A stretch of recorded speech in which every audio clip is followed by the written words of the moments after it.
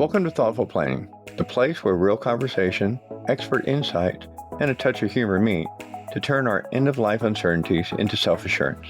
I'm your co-host Santiago, a history buff and a big kid at heart. And I'm Honey, your guide through the intricate dance of planning with care and a whole lot of warmth. Every week, we're here to turn those intimidating "are we ready" moments into confident everything is under control moments. Today's journey is one you won't want to miss.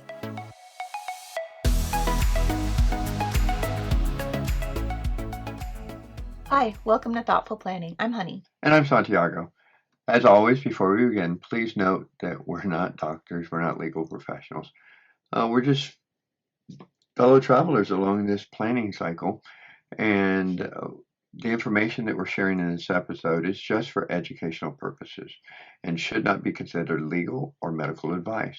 Always consult with professionals for decisions related to your own health and your end-of-life planning. All right, so this episode is actually a continuation from the prior episode, which was Season 2, Episode 31, about advanced care directives. And in much of today's information, it's going to be coming from websites like Compassion and Choices, the Conversation Project, dementia-directive.org, Texas Health and Human Services, and the National Resource Center on Psychiatric Advanced Directives, and I'll include all those links in the show notes. All right, so during my death doula class, I learned about psychiatric and dementia directives. I never even had heard of them before, and these documents are less known but vital for specific situations. So you'll want to check with your lawyer and healthcare provider for your state and the forms for your state as well. Like we always do, let's start with an essential question for you to think about. So what steps can you take today to plan for a future where dementia or mental health challenges may affect your ability to make decisions? All right, we're going to start with the psychiatric advanced directives. A psychiatric advanced directive document lists preferences for mental health treatment and allows you to appoint a health proxy. These are created when you're well and used if you're incapacitated during a mental health crisis. This is called a Declaration for Mental Health Treatment, a DMHT. It documents symptoms, medications, treatment preferences, and emergency instructions for your healthcare providers. It must be notarized and witnessed by two people, and it's probably the same as anything else. It can't be in your will or beneficiaries or anything like that. It remains valid for 3 years unless you're incapacitated, and at that point, it stays in place. And it can be revoked if you're not deemed incapacitated, or until after you're not deemed incapacitated. For non-Texas residents, the National Resource Center on Psychiatric Advanced Directives, the NRCPAD website, provides resources by states. Like other advanced directives, you should keep copies in places that are accessible to your proxies and share them with your advocates, your healthcare providers, and your mental health professionals. Right, and what I think is really important about the psychiatric advanced care directive is, I've heard about people that have gone through something like that before, and that could be very scary. And so you might, eventually they probably find a medication that works for you.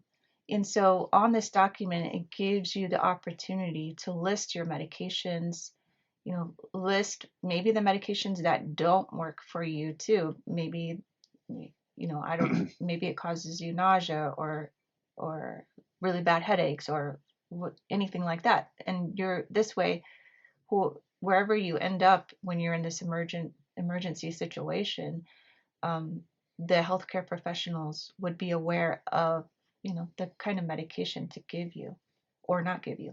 All right, so now let's talk about the dementia directives. So according to Compassion and Choices, 1 in 3 Americans will be diagnosed with dementia. This progressive disease gradually robs individuals of their cognitive and physical abilities, leading to dependency on others. Dementia can take 5 to 20 years to progress, eventually ending in death from complications like pneumonia. Yeah, it's kind of scary when you think about it, 1 in 3.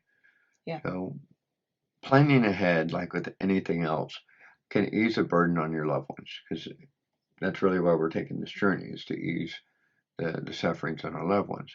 A dementia directive is available at dementia-directive.org, and it allows you to outline your care preferences in mild, moderate, or severe stages of dementia. Unlike standard advanced directives, these are specific to dementia care and should be completed before your cognitive impairment really begins or worsens from the state that you're in currently. Although it's not legally binding, dementia directives guide loved ones in making decisions consistent with your wishes. So talk openly with your family or advocate to ensure clarity. Then for someone who has already been diagnosed with dementia, there's a conversation starter guide called The Guide for Caregivers of People with Alzheimer's or Other Dementias. This can be found at theconversationproject.org. Now, Compassion and Choices offers an interactive tool with videos. It's available in English and Spanish. So you can go to their website and fill their form out as well. And you can just see which one you prefer. I think a lot of these documents, they give you a lot of ideas of what to think about when dementia comes. Hopefully they get a cure at some point for this disease. Now, in addition, in our last episode, we talked about the Critical Conditions Planning Guide by the Emory Center for Ethics. And that guide is from Georgia. And it really dives into situations or different scenarios to help you think through, like, what would you do? So I'm going to, like in the last episode, I read an example. I'm going to read an example for this episode as well, just to for clarity or for an idea. So Catherine is in her late 70s. For the past 10 years, she has slowly lost her ability to take care of herself because she has an incurable brain illness known as Alzheimer's disease, sometimes called Oldtimer's disease. Physically, she is in good health and is not in any pain, but Catherine no longer recognizes her family and friends and cannot carry on a conversation. She spends her days either sitting and staring into space or roaming aimlessly around the nursing home where she lives. Catherine has come down with pneumonia. If she is given medicine, Catherine will recover from the pneumonia. If her pneumonia is not treated, Catherine will die. And then it provides some discussion questions to go along with this. I'll just read you one. If you were in Catherine's condition, would you want to be given medicine to treat the pneumonia? I'll have a link to this guide so you can use it to work through some of these scenarios for yourself along with your family. While she was reading that, I was looking at the document that we had talked about earlier, the dementia directive, and I was looking at the stages, because in this directive it lists 3 stages: the mild, what's the second one? Moderate, and then severe. And that's where I think Catherine falls into severe. And we were talking before we came on, and where we would want to be treated, and it's got the 3 blocks.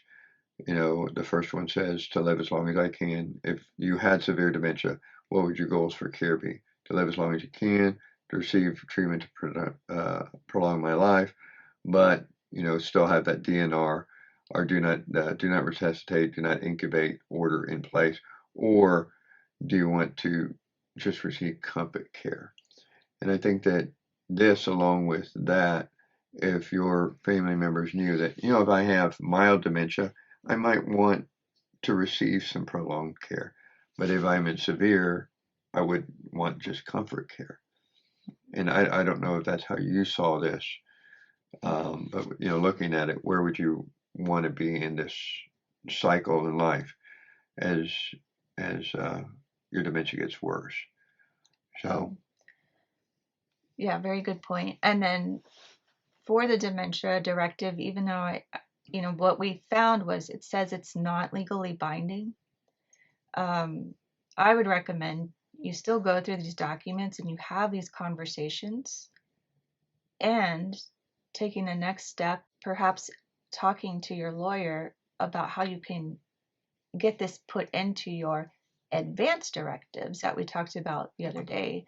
And I know in the Texas one, there's a couple of blank spots where you can write things in on there. So I think in that situation, perhaps writing your wishes for if you were to get dementia. And again, you could talk to your lawyer and see how could we incorporate this form into your advanced care directives. I think even if you don't do that, and this is just me talking, if I had this filled out or you had this filled out and I'm your health advocate, I could pull this out and say, okay, where is she on the dementia scale? Mild, medium, or large, But, where does she fall? Stage 1, stage 2, stage 3. And if she's stage 1, she said she wanted this. If she's stage 3, this is what she wants. Here's her signature. Here's everything. And this is what I'm using to guide my thoughts on what her wishes would be. Right. At least that's what I'm thinking. I would if we had this filled out, if you had this filled out, hun, and you had signed it, I would follow this to the letter. Right. I would sign it and have 2 witnesses and get it notarized. And then, I would hope that they would, let you follow this. I know in my class, actually, my teacher was talking about a patient where, like in the facilities, they have, like a memory care centers, something like that, in some of the facilities. And she talked about a guy who got out of his room somehow and ended up downstairs on like the main floor. And he picked up a chair and he broke all the glass that they had glass cases. She explained them. They were like, imagine like a trophy case, something like that, where there's plaques inside and trophies. Yeah. He picked up the chair and he broke all the glass. And then she said after that, they really had to put him in a room all by himself. And that's just really sad. So. Yeah. So it's just, this is something I was looking at while you were reading that, and I was like, oh, she falls in stage 3. And what would she want if she were stage 3? And what would I want if I were stage 3? So let's go back and review your documents with your attorney, incorporate them into your advanced care planning. Choosing the right advocate is critical.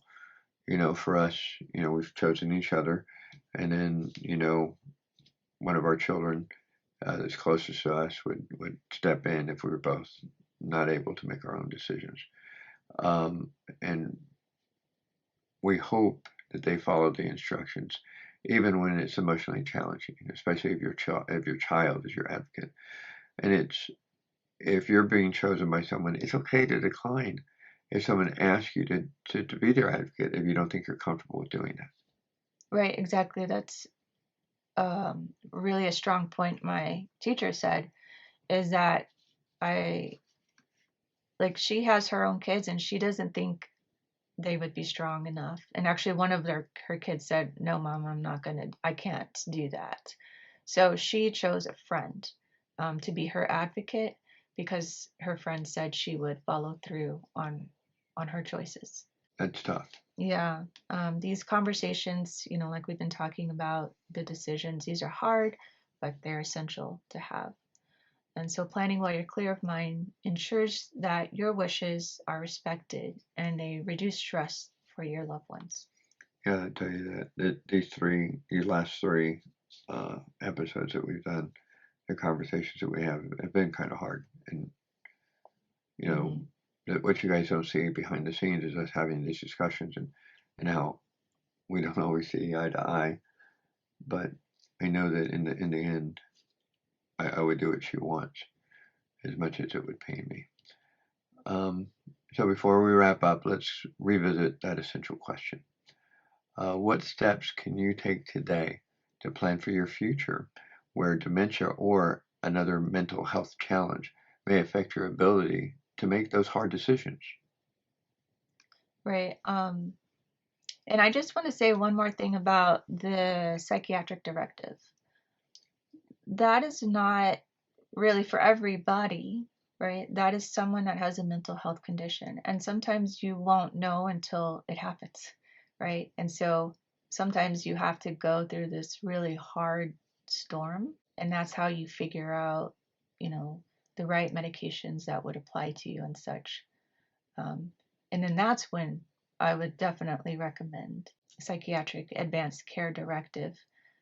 So looking that up to find one for your state. So I just wanted to clear that up because we're not saying that everybody needs this directive, but we're just saying that if you may already know that you have a mental health condition, or maybe it's a family trait, where dementia or Alzheimer is possibly in your future. Just to have it, just in case. I think that's okay. Oh yeah, on the dementia one for sure. Our teachers just said it doesn't hurt to fill out the dementia one. Yeah. Yeah, I was mainly talking about the psychiatric one. Yeah, the dementia one is. I think this one is something that we need to fill out. At least I think I want to fill it out, even though I probably won't. I hope. Who knows? Yeah, and hopefully there's a cure. Yeah, hopefully so. Hopefully they figure this one out. Yep. So thank you for joining us. Check out the links in our show notes for more resources. Don't forget to subscribe, leave a review, please, and share this episode with someone who might benefit. Yep. Well, I think everybody could benefit if you just know what you're doing and sit down and do it. But anywho, until next time, remember, every chapter you write today shapes your legacy tomorrow. Thank you for joining us at Thoughtful Planning. And just like the vibrant hues of a setting sun, we're wrapping up another episode of Thoughtful Planning. Every shared story and insight is a step closer to turning uncertainty into celebrations of preparedness. Absolutely. And to our listeners, remember that every surprise that comes our way is an opportunity to grow, adapt, and learn. Stay tuned for more stories, expert insight, and of course, a touch of wit in our next episode. We're not just co-hosts, we're fellow travelers on this journey.